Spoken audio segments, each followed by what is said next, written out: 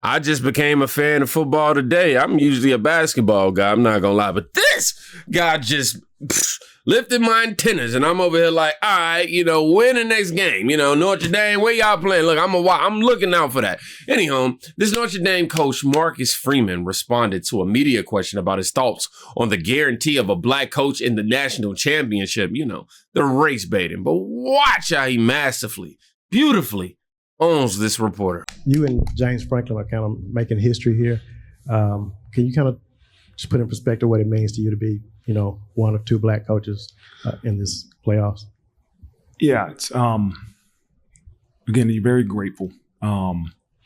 It's a reminder that you are a representation for many others, and many of our players that look the same way I do.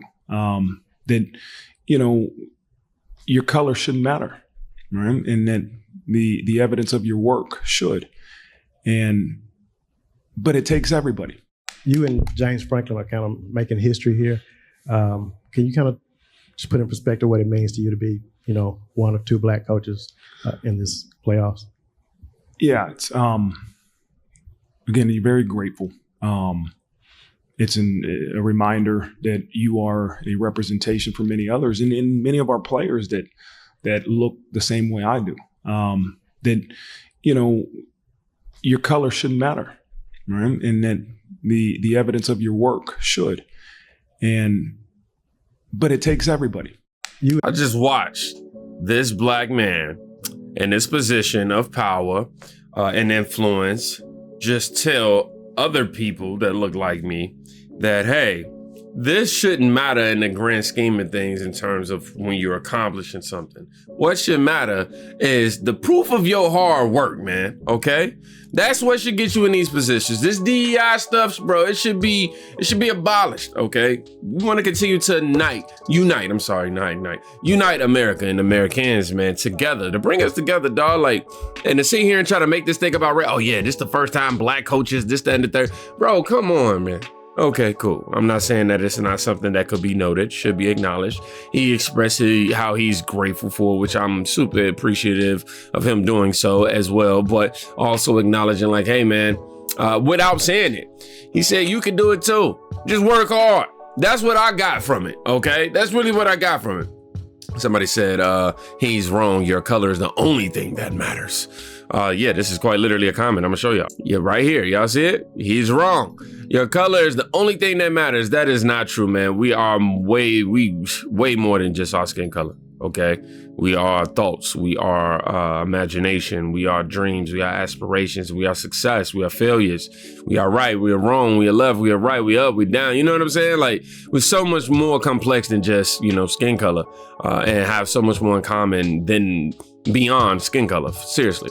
Like Ginger says, stop reducing people to their mutable characteristics at birth. Everyone is so sick of DEI and ESQ BS. What is ESQ? I don't even know what ESQ is. What is that? So yeah, the idea that we have to remind people of this just goes to show you how far our culture has fallen. It's as if Martin Luther King Jr. never gave his I have a dream speech. What matters is the content of your character, not the skin color. But yeah, you bring that up and black people, we gonna try to gatekeep that too. Oh, what? I literally see in the clip, somebody go, oh, well, who? This white man trying to tell me about Martin Luther King. Whoa. I'm like, what? So he can't even listen to Martin Luther King? Martin Luther King was about, deregulating segregation. Y'all trying to segregate. What be the narrative, right?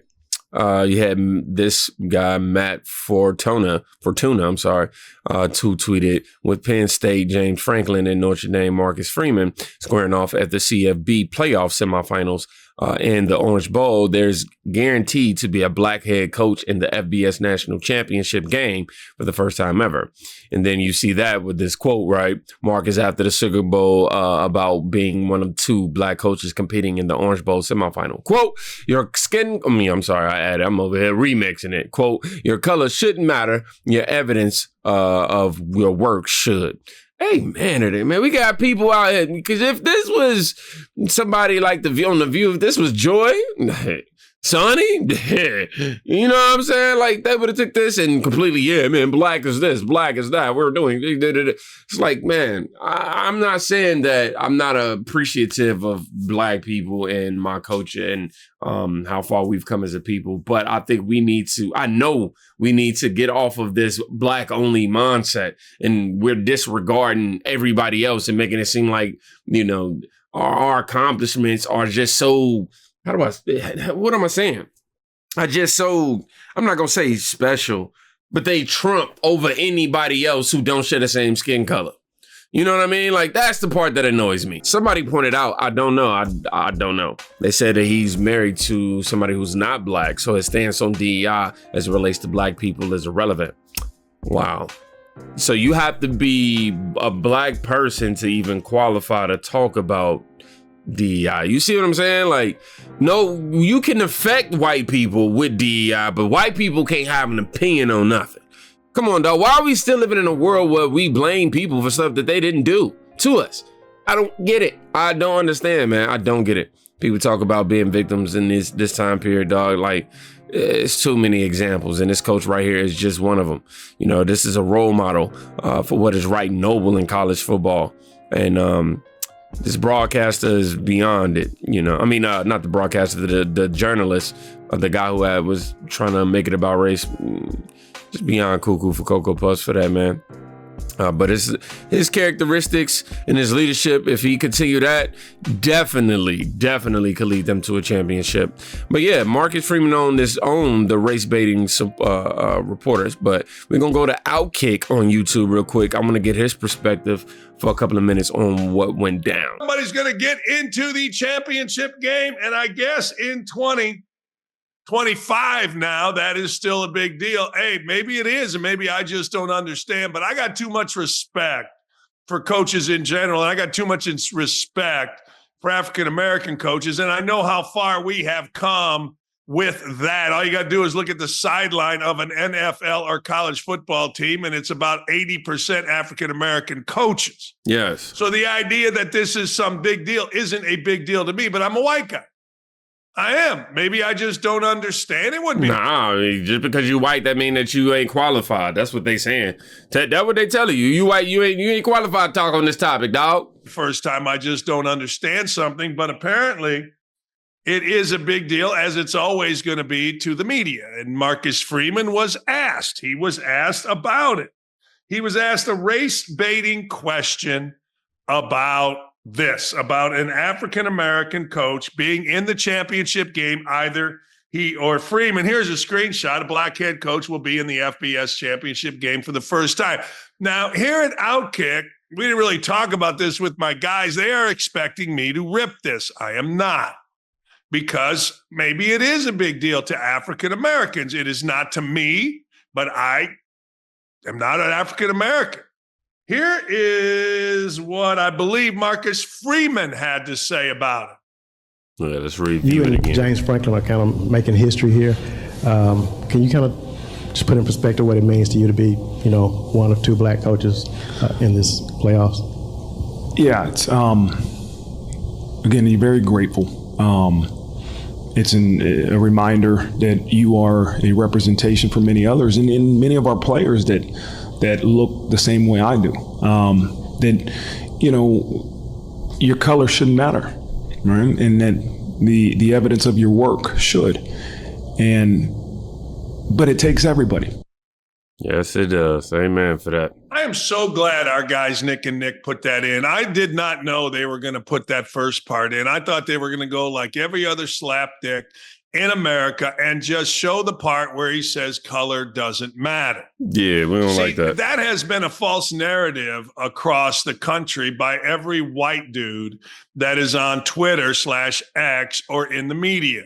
They want to see what Marcus Freeman said, color shouldn't matter, but that's out of context. All right, cool. So now he's going to give us his perspective with his ethnic background and what he observed from this arising. The context is what Marcus Freeman said. He represents a lot of people, and I'm so glad. And this is another example of why our team here at Outkick is the best. We don't just give you bullshit. We just don't throw out whatever little white guy in the media that's mad about whatever does. I saw so many times, this is true. When I was looking through this and it came to my attention that Marcus Freeman had said color shouldn't matter, I thought, well, that's okay. But I didn't realize the entire scope, context of what he just said. That puts a very good spin on it. Okay, so this is his realization moment, I assume.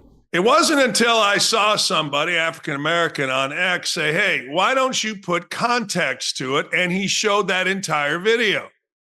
And Marcus Freeman is absolutely right. He's 1,000% right. Color shouldn't matter. Let's take that out of it. Of course it should. Both ways, by the way. But also, yes, Marcus Freeman and James Franklin do represent a lot of people, a lot of guys that back in the day couldn't get a job because they were black.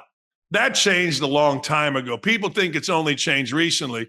But when I was a coach at Bowling Green, my AD's like, well, you got to hire a black guy. I'm like, well, of course. That's just the way you can get mad about it, but that's just the way it goes. Now it's not even a thought. Now in coaching staffs, it's we're going to hire the right guys, and 9 out of 10 times they do. That's why I don't like the fact that we continue to try to make the world today seem like we're 70, 100 years, back right now. We can even just go, 60, 70 years for real.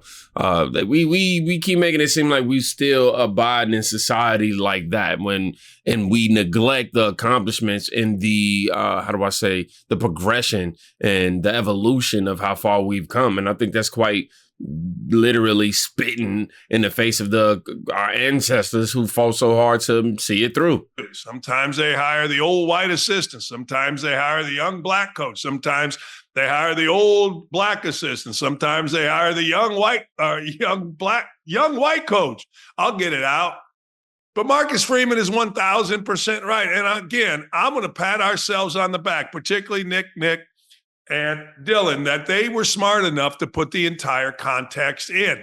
I was tied up this morning, not literally, although that is a lot of fun when Lee and never mind. But anyway, I didn't get a chance to really review everything this morning. And I saw... At the end of the day, I'm never going to promote victimhood, okay?